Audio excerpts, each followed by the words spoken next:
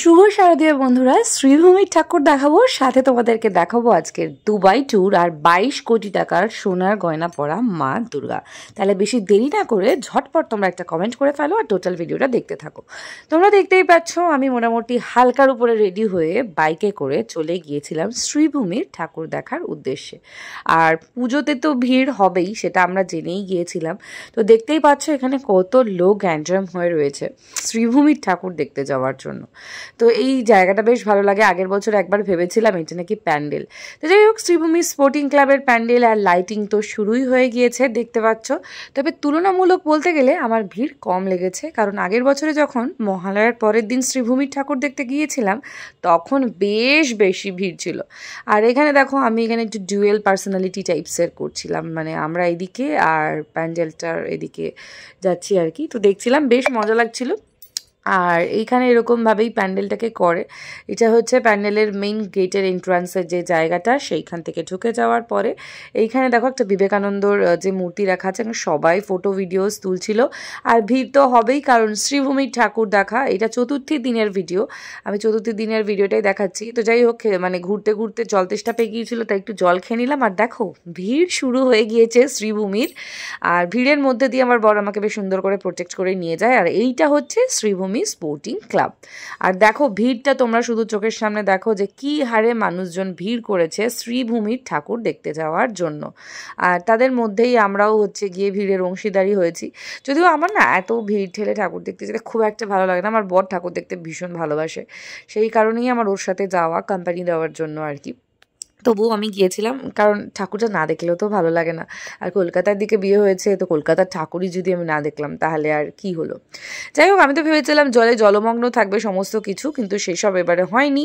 আর এই যে Sreebhumi sporting club, এটা সম্ভবত মন্দির করা হয়েছিল, পরেশনাথ মন্দির না কি যেন, জানি না আমি সঠিক, আমার মনে লাগেনি। কিন্তু আমার খুব একটা না ভালো লাগেনি শ্রীভূমির প্যান্ডেল, কারণ মানে যে হাইপসটা পায় শ্রীভূমি, সেই অনুযায়ী ঝাড়গ্রামের বা উত্তরপাড়ারও অনেক জায়গার প্যান্ডেল দেখলাম বেশ সুন্দর, কিন্তু এখানে মায়ের মূর্তিটা ভীষণ সুন্দর বানিয়েছিল। যাই হোক, সেটা আমি মানে দেখলাম, প্রণাম করেছিলাম, ভিডিও তোলার থেকে প্রণাম করাটা বেশি ভালো মনে হয়েছিল। আর ফেরার রাস্তাটাতেও দেখো প্রচুর পরিমাণে ভিড়, তো তখন একটু ভাবলাম যে অরেঞ্জ জুস খেয়ে নিই, এটা কিন্তু রিয়েল অরেঞ্জের জুস একটা। আর এই যে ঠাকুরটা, এই ঠাকুরটা নিয়ে তোমাদের সঙ্গে গল্প বলছি, শোনো। এখানে প্রথমে ঢুকলাম, এটা হচ্ছে তোমার কী যেন নামটা, জায়গাটার নামটা ভুলে গিয়েছি। তো দেখো এখানে ঢোকার পরে এখানে পুরোপুরি দুবাই করেছে। এই যে দেখো দুবাইয়ের গেট দেখেছো, দুবাই ফ্রেম বলে যেটাকে, সেই দুবাই ফ্রেম। আর পিছন দিকে বুর্জ খালিফা, বুর্জ খালিফার সামনে দেখতেই পাচ্ছ প্রচণ্ড লাইটিং, আর ভীষণ সুন্দর লাগছিল। দুবাইয়ের সমস্ত জায়গার ট্যুরিজম একসাথে ছিল ওইখানে।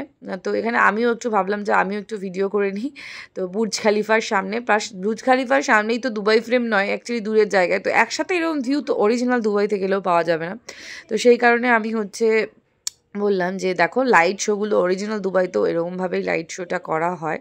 আর আমার বরই আমার ভিডিওটা তুলছিল। আর এই জায়গাটা, এইখানে দুবাইয়ের অনেকগুলো জায়গাকে, মানে দুবাই যে যে ফেমাস জায়গাগুলো রয়েছে সেই জায়গাগুলোই হচ্ছে কি এখানে তুলে ধরা হয়েছিল।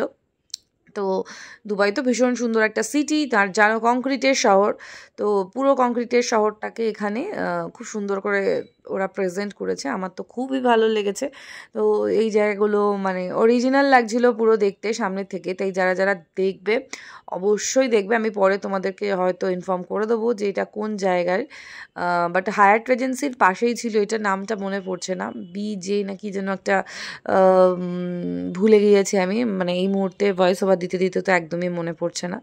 তো যাই হোক, এখানে লাইটিংটা খুব সুন্দর করেছিল, শোটা ভীষণ সুন্দর দেখিয়েছিল, আমার পার্সোনালি ভীষণ ভালো লেগেছে। তবে সত্যি বলতে কি প্যান্ডেলটা যতটা ভালো হয়েছিল, এই প্যান্ডেলে কিন্তু এখনো অন্তত ভিড় হয়নি। আমি জানি না, হয়তো লোকজন জানতে পারেনি জায়গাটা এখনো পর্যন্ত, যদি জানতে পারে হয়তো এখানে প্রচুর ভিড় হওয়ার কথা, কারণ প্যান্ডেলটা সত্যি ভালো লেগেছে। শ্রীভূমির প্যান্ডেলের থেকে তো আমার হাজার গুণে ভালো লেগেছে এই প্যান্ডেলটা, কারণ ভীষণ সুন্দর একটা ফিল আসছিল, কারণ প্রচুর লাইটিং, প্রচুর সুন্দর লাগছিল, রাত্রেবেলাতে দেখছিলাম। আর এই মণ্ডপটার ভিতরে যে ঠাকুরটা রয়েছে, সেই ঠাকুরটায় কিন্তু যতটা সোনা পরানো রয়েছে পুরোটাই গোল্ড জুয়েলারিস, ঠিক আছে। এখানে সম্ভবত হচ্ছে BC সেন জুয়েলার্স স্পন্সর করেছে জুয়েলারিগুলো সাজানোর জন্য।